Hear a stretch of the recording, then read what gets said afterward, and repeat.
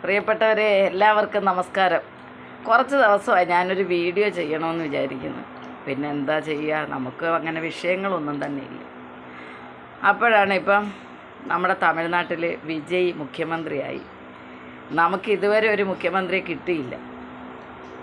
പക്ഷെ എല്ലാവരും പറയുന്ന പോലെ എനിക്കും അഭിപ്രായം പിഷാരടിയെ മുഖ്യമന്ത്രിയാക്കാൻ. ഒന്നുമില്ലെങ്കിലും ഇത്ര ആളുകളുടെയൊക്കെ ശബ്ദം അനുകരിക്കുകയും ഓരോരുത്തർക്കും ഇഷ്ടപ്പെട്ട മുഖ്യമന്ത്രിയുടെ ശബ്ദത്തിൽ സംസാരിക്കാനൊക്കെ പിഷാരടിക്ക് പറ്റും. പിന്നെ വലിയ രാഷ്ട്രീയക്കാരനല്ലാത്തത് കൊണ്ട് അത്യാവശ്യം ജനങ്ങൾക്ക് നല്ലതൊക്കെ ചെയ്യും. രാഷ്ട്രീയക്കാർക്കാണല്ലോ വോട്ട് മേടിക്കുന്നത് വരെയുള്ള സ്വഭാവമല്ല വോട്ട് കിട്ടിക്കഴിഞ്ഞാലുള്ളത്. ഇത് ഞാൻ പറയുമ്പോൾ നിങ്ങൾക്ക് തോന്നും വേറെ പണിയൊന്നുമില്ല, ഞാൻ ചിലപ്പോൾ ചിന്തിക്കുമായിരിക്കും.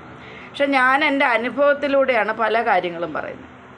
ഇപ്പോൾ തന്നെ എല്ലാവർക്കും പ്രിയപ്പെട്ട ഒരു നേതാവ്, എനിക്കും പ്രിയപ്പെട്ട ഒരു നേതാവായിരുന്നു.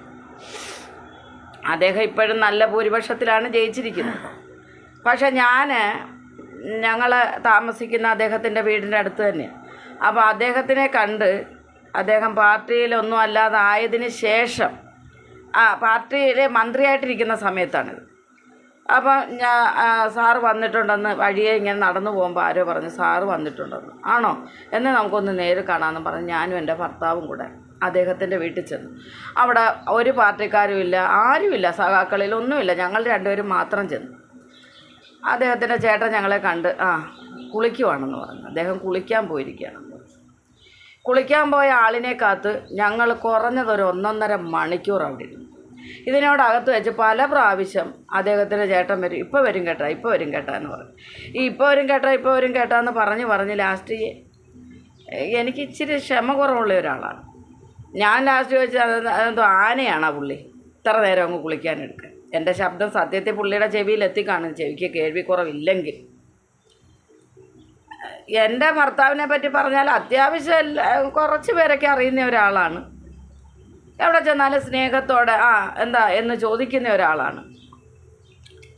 ആ ആൾ കൂടെ ഉണ്ടായിട്ട് വേറെ ഒരു മനുഷ്യരും അവിടെ ഇല്ല. വല്ല ഈച്ചയും കാണുമ്പോൾ കൊതുവോ വല്ലതും പറന്ന് നടക്കുന്നെങ്കിലേ ഉള്ളൂ. ബാക്കിയുള്ളത് ഞാനും എൻ്റെ ഭർത്താവും മാത്രമാണ് അദ്ദേഹത്തിൻ്റെ വീട്ടിൻ്റെ തിണ്ണയിൽ ഒരു 1.5 മണിക്കൂർ. അപ്പം ഞങ്ങൾ എന്തിനാണ് ചെന്നതെന്നോ എന്താണ് കാര്യമെന്നോ ഒന്നും ചോദിക്കാൻ ആ വലിയ മഹാനായ നേതാവിന് കഴിഞ്ഞില്ല. സാഹചര്യം കൊണ്ടായിരിക്കാം, നമുക്കാരെയും തെറ്റ് പറയണ്ട. ചിലപ്പോൾ പുള്ളി കാപ്പി കുടിച്ചുകൊണ്ടിരിക്കുകയായിരിക്കും. കാപ്പി കുടിക്കാൻ പതുക്കെ കുടിക്കുന്നവരുണ്ട്, ഞാൻ വളരെ പതുക്കെ ഭക്ഷണം കഴിക്കുന്നവരാണ്, സ്പീഡിൽ കഴിക്കുന്നവരുണ്ട്. അപ്പോൾ നമുക്ക് അങ്ങനെ കുറ്റം പറയാൻ പറ്റത്തില്ല. പക്ഷേ ലാസ്റ്റ് അദ്ദേഹത്തിൻ്റെ ചേട്ടൻ വന്ന് ഇങ്ങോട്ട് പറഞ്ഞ് നിങ്ങളൊരു കാര്യം ചെയ്യും, പോകുന്ന വഴിക്ക് ഓഫീസുണ്ട്, ആ ഓഫീസിൽ ഒരു പേപ്പർ എഴുതി കൊടുത്തിട്ട് പോകാൻ പറഞ്ഞു. നിങ്ങളെന്തിനാണ് വന്നത്? എനിക്ക് ശരിക്ക് ദേഷ്യം വന്നു. ഞാനത് കാരണം ഞാൻ എടുത്ത വായിക്കും ചോദിച്ചു, എന്തിന്? ഞങ്ങൾ ഈ കണ്ണും മുൻപിൽ വന്നിരുന്നിട്ട് ഞങ്ങളോട് എന്തിനാ വന്നതെന്ന് ചോദിക്കാൻ പറ്റാത്ത ഒരാളിൻ്റെ ഓഫീസിൽ ചെന്നിട്ട് ഇനി 1 രൂപയ്ക്ക് ഒരു പേപ്പർ മേടിച്ച് ആ പേപ്പർ ആ 1 രൂപ ഞാൻ നഷ്ടപ്പെടുത്തണം, എന്നിട്ട് വേണം അത് ചുട്ടിക്കൂട്ടി നിങ്ങൾക്ക് ചവറ്റുകൊട്ടയിൽ വലിച്ചെറിയാൻ.